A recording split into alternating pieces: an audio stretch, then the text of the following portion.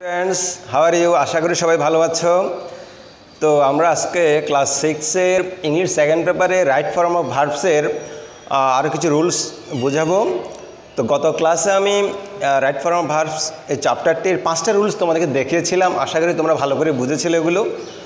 তো আজকে পরবর্তী কিছু রুলস দেখো। আমি প্রথম দিন বলেছিলাম এখানে 35টার মতো রুলস হবে, তো এগুলো ভালো মতো বুঝতে পারলে তো তোমরা ফুল চ্যাপ্টার ভালো করে ক্যাপচার করতে পারবে। কেমন? তো আজকে দেখো পরবর্তী কিছু রুলস আমি দেখাচ্ছি, খুব মনোযোগ অ্যাটেনশন দিয়ে খেয়াল করো। ওকে, দেখো right form of verbs part 2 মানে পরবর্তী অংশ রুল 6। তো রুল 6 আমি যেটা দিতে যাচ্ছি খেয়াল রাখো যে ওইটা হলো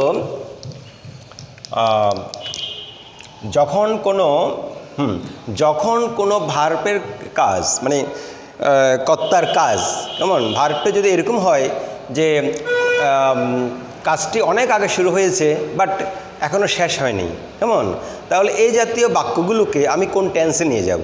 তো সেটা একটাই উত্তর, সেটি হলো প্রেজেন্ট পারফেক্ট কন্টিনিউয়াস টেন্স। মনে করো আমি একটা এক্সাম্পল দিচ্ছি, মনে করো সকাল থেকে বৃষ্টি হচ্ছে, কেমন, খেয়াল রাখতে হবে আমার সেন্টেন্সটাকে বুঝতে হবে যে এটা কোন টেন্সে যাচ্ছে। সকাল থেকে বৃষ্টি হচ্ছে, তাহলে যদি বলে করিম 3 দিন ধরে অসুস্থ, তো এখানে কাজগুলো আগে শুরু হলো বাট নন স্টপ, এটা স্টপ হবে না, এটা কন্টিনিউ থাকতে হবে। ওই জাতীয় লাইনগুলোকে আমি কীভাবে রাইট ফর্ম ভার্বস করবো একটু দেখো। যখন কোনো কাজ আগে শুরু হবে বাট শেষ হবে না, খেয়াল রাখতে হবে এটা অতীতকালে শুরু হবে বাট শেষ হবে না। যখন শেষ হবে না তখন আমি এটিকে প্রেজেন্টে যে 4 নম্বর ফর্মটি আছে প্রেজেন্ট পারফেক্ট কন্টিনিউয়াস টেন্স, ওই টেন্সের স্ট্রাকচার দিয়ে আমাকে রাইট ফর্ম ভার্ব করে দিতে হবে। কেমন, এটা কীরকম করে দেখো। যদি বলি ইট has been raining since morning, it has been raining since morning, তার মানে হচ্ছে দেখো হ্যাজ বিন রেনিং। এরপরে যদি বলি করিম has been suffering from fever for 4 days।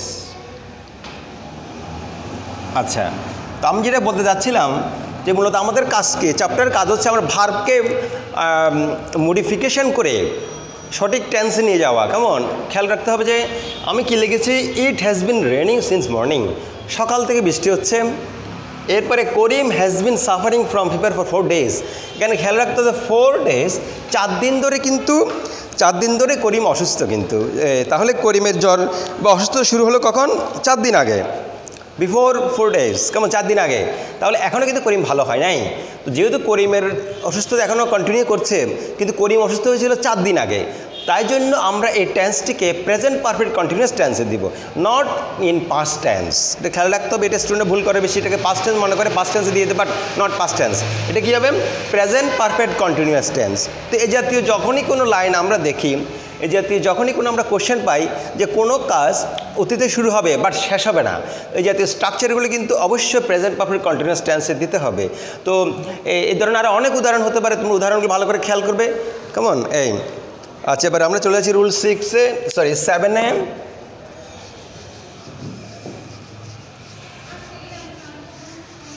আচ্ছা, রুল 7 হলো মনে করো অ্যান্ড আমরা জানি অ্যান্ড একটি কনজাংশন। কেমন, তো অ্যান্ড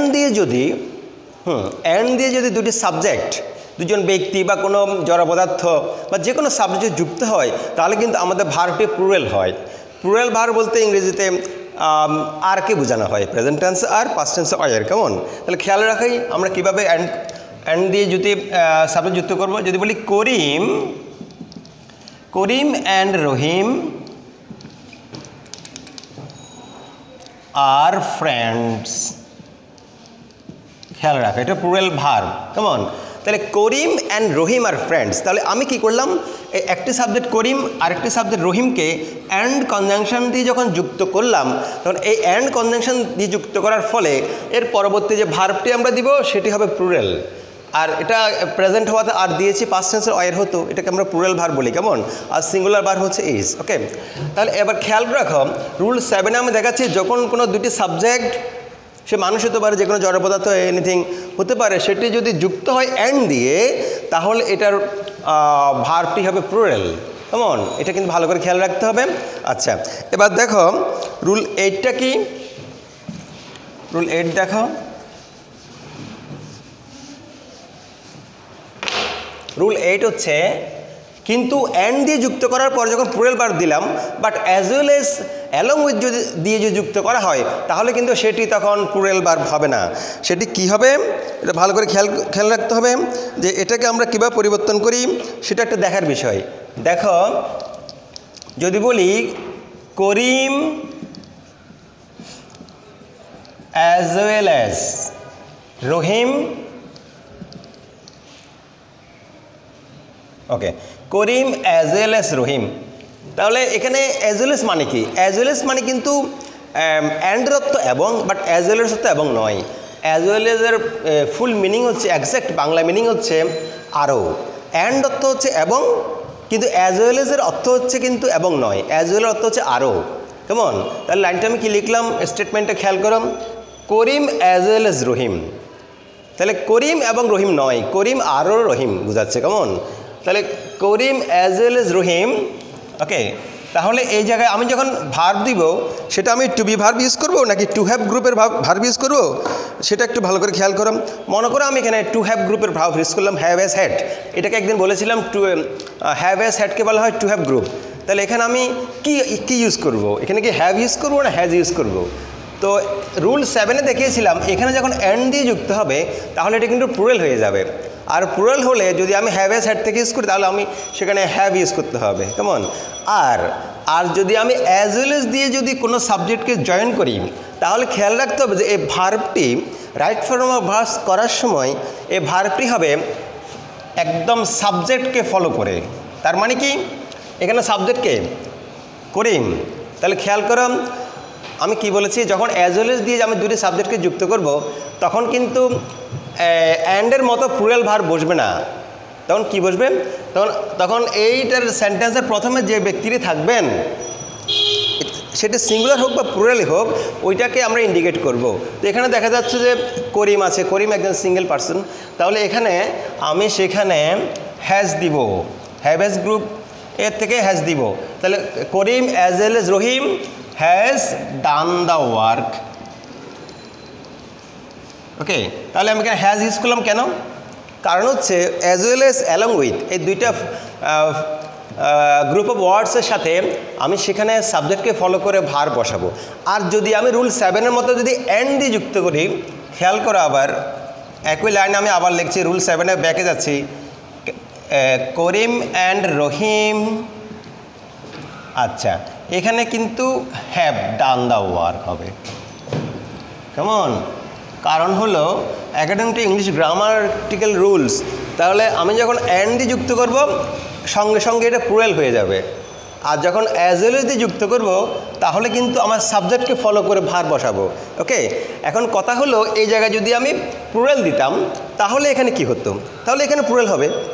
কেমন, যদি এখানে দিতাম my friends as well as Karim তাহলে কিন্তু সেখানে প্লুরাল হ্যাভে হবে। ওকে, তাহলে এই জন্য অনেক খুঁটিনাটি, ইংরেজির অনেক খুঁটিনাটি ব্যাপার আছে, এগুলো খুব ভালো করে মাইনরিটি খুব সিনসিয়ারলি বুঝে নিতে হয়, otherwise you will not be able to capture. Rule 9-এ চলে যাচ্ছি, দেখো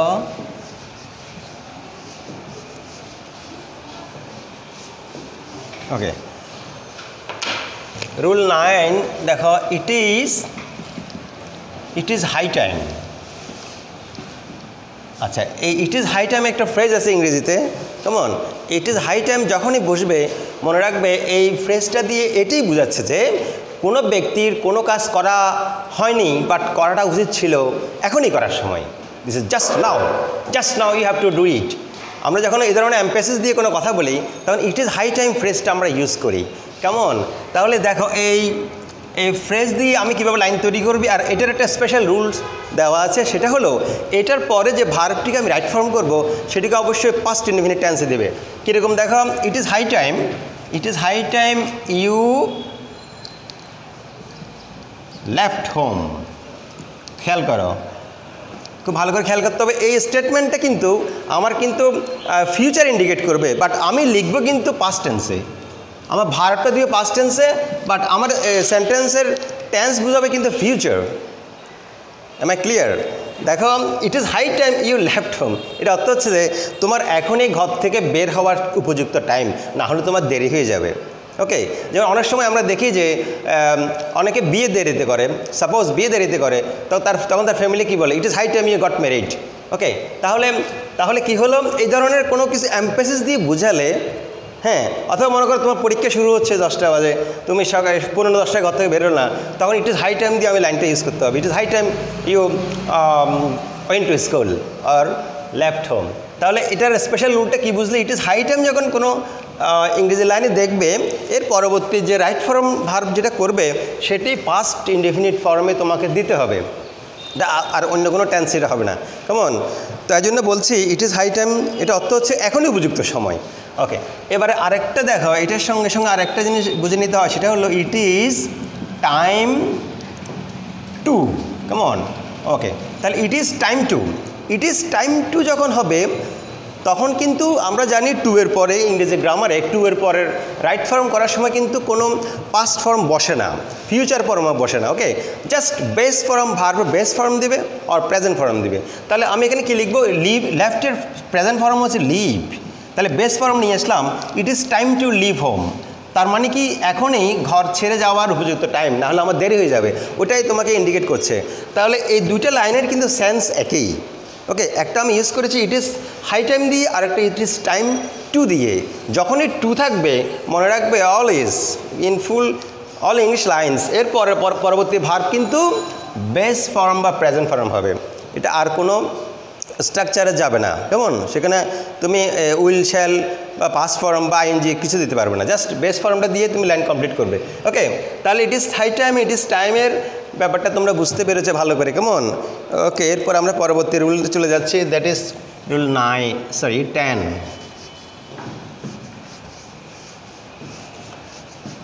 ওকে,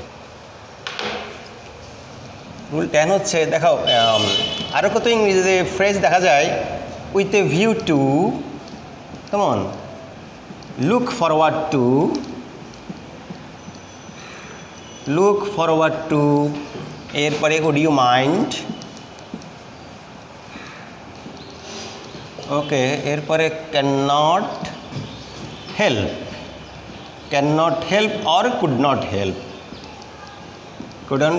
কেমন? এই খেয়াল করো, এই ফ্রেজগুলোর দিকে একটু ভালো করে খেয়াল করতে হবে। With a view to, okay, look forward to, কেমন, would you mind, can not help. আচ্ছা, এগুলো বাংলা অর্থ কী? বাংলা অর্থগুলো একটু বুঝে দিই। উইথ এ ভিউ টু মানে হচ্ছে উদ্দেশ্য, কোনো পারপাস বোঝাচ্ছে, কোনো মোটিভ বোঝাচ্ছে। ওকে, এরপরে লুক ফরওয়ার্ড টু মানে হচ্ছে কোনো কিছুর জন্য ওদের আগ্রহ ওয়েট করে থাকা, লুক ফরওয়ার্ড টু। কেমন? যেন আমি তোমার চিঠির উত্তরের জন্য ওদের আগ্রহে বসে আছি। ওকে, এরপরে দেখো উড ইউ মাইন্ড আমরা সাধারণত ভদ্রতার খাতিরে অনেক সময় ইউজ করি। কেমন? যে would you mind opening the door, please দরজাটা একটু খুলে দেবেন। ওকে, তাহলে আমরা উড ইউ মাইন্ড ইউজ করি ভদ্রতার খাতিরে। এরপরে ক্যান নট হেল্প। আচ্ছা, এখানে একটা ফ্রেজ ইম্পর্টেন্ট ব্যাপার, দেখো হেল্প মানে সাহায্য করা বোঝায়, বাট যখন ক্যান নট বা কুড নটের সঙ্গে হেল্প ইউজ করা হবে তাহলে কিন্তু এটা মিনিং চেঞ্জ হয়ে যাবে। এটা মিনিংটা হবে কি? এটা মিনিংটা হবে পারলাম না বা আমি পেরেছিলাম না। ওকে, আমি একটুবার এক্সাম্পল দিলে জিনিসটা ক্লিয়ার হবে। ওকে, তাহলে এটার রুলটা কি? রুলটা হলো এই শব্দগুলো যদি কোনো সেন্টেন্স ইংলিশ সেন্টেন্সে থাকে, এর পরবর্তী যে রাইট ফর্ম ভার্ব করবে সেটিকে তুমি অবশ্যই আইএনজি দিয়ে করতে হবে। কীরকম দেখো, উইথ এ ভিউ টু দিয়ে একটা লাইন দিচ্ছি, I went to market with a view two দিয়ে দিলাম। এরপর রাইট ফর্ম করব।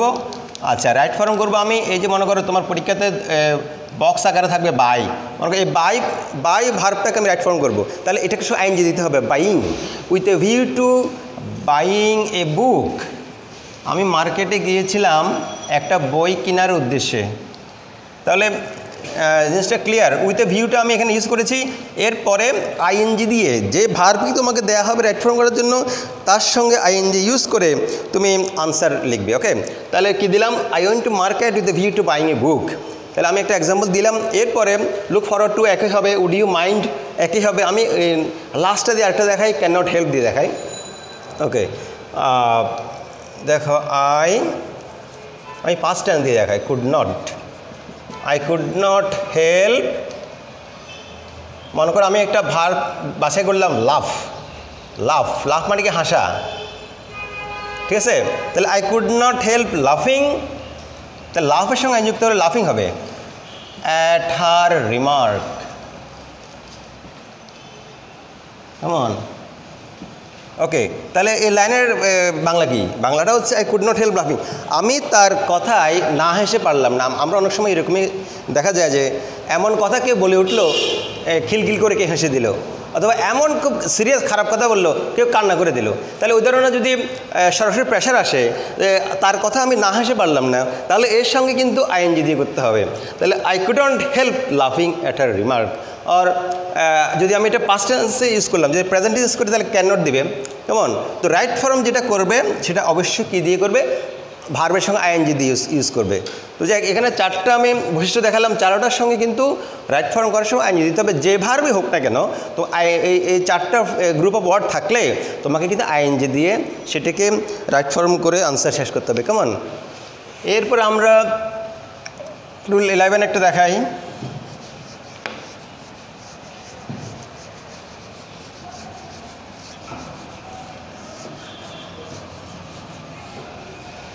ওকে, আচ্ছা, রুল 11টা হচ্ছে যখন কোনো হ্যাবিচুয়াল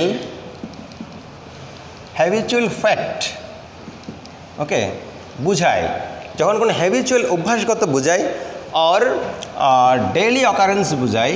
ডেইলি অকারেন্স মানে হচ্ছে ঘটনা বা কোনো হ্যাপেনিং। তাহলে কোনো হ্যাবিচুয়াল ফ্যাক্ট আর ডেইলি অকারেন্স যদি কোনো সেন্টেন্স বা স্টেটমেন্টে বোঝায়, তাহলে কিন্তু ওই বাক্যটির টেন্স হবে অলওয়েজ প্রেজেন্ট ডেফিনিট টেন্স। কেমন? কীরকম দেখো, যদি বলি father reads the Quran everyday.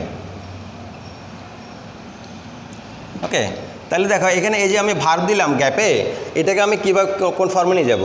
তাহলে বাবা প্রত্যেক দিন কোরআন শরীফ পড়েন। কেমন? তাহলে যেহেতু ওনার একটা হ্যাবিট এবং এটা এভরিডে উনি করছেন, তাহলে সেখানে ভার্বটা কী হবে? এই যে রিডের সঙ্গে আমি এখানে অ্যাস যুক্ত করেছি, কারণ হলো ফাদার এই যে subject third person singular number. তো ইংরেজিতে থার্ড পারসন সিঙ্গুলার নাম্বার বোঝাটা খুব টাফ ব্যাপার, কিন্তু খুব সেন্সিয়াল বুঝতে হবে। তাহলে একজন ব্যক্তিকে বোঝালে আমরা জানি সেটা থার্ড পারসন সিঙ্গুলার নাম্বার হয়, তাও প্রেজেন্ট ইনডিফিনিট টেন্সের জন্য। কেমন? তাহলে এখানে father reads the Quran everyday, আর আমি উই দিলে কিন্তু, অন্য পার্সন দিলে কিন্তু, সেকেন্ড বা ফার্স্ট পার্সন দিলে কিন্তু সেখানে অ্যাস হবে না। কেমন? তাহলে ফাদার একজন ব্যক্তি, থার্ড পার্সন সিঙ্গুলার নাম্বার, তাই রিডস দ্য কোরআন এভরিডে। তাহলে এটা এই স্টেটমেন্ট দিয়ে ওনার একটা হ্যাবিচুয়াল ফ্যাক্ট বোঝাচ্ছে, তাহলে কিন্তু এই বাক্যটি তোমার প্রেজেন্ট ইনডিফিনিট টেন্সে তোমাকে ট্রান্সফার করতে হবে। কেমন? তো এগুলো ভালো করে বোঝার ব্যাপার আছে। আচ্ছা, এরপরে দেখো, আচ্ছা এখানে আরেকটা জিনিস অ্যাড করা যায়, সেটা হলো ইউনিভার্সাল ট্রুথ। ইউনিভার্সাল ট্রুথ বলতে চিরন্তন সত্য। কেমন? এই জাতীয় স্টেটমেন্টগুলো কিন্তু প্রেজেন্ট ইনডিফিনিট টেন্স হবে, নট এনি আদার টেন্স। কেমন? অন্য টেন্স হবে না। তাহলে ওই ধরনের একটা আমি স্টেটমেন্ট দেখাচ্ছি তোমাদেরকে ইউনিভার্সাল ট্রুথগুলোতে কী করে হয়। যদি বলি the sun gives us light, or the moon shines at night. চাঁদ রাতের বেলা আলো দেয় এবং সূর্য আমাদেরকে সবসময় আলো দেয়।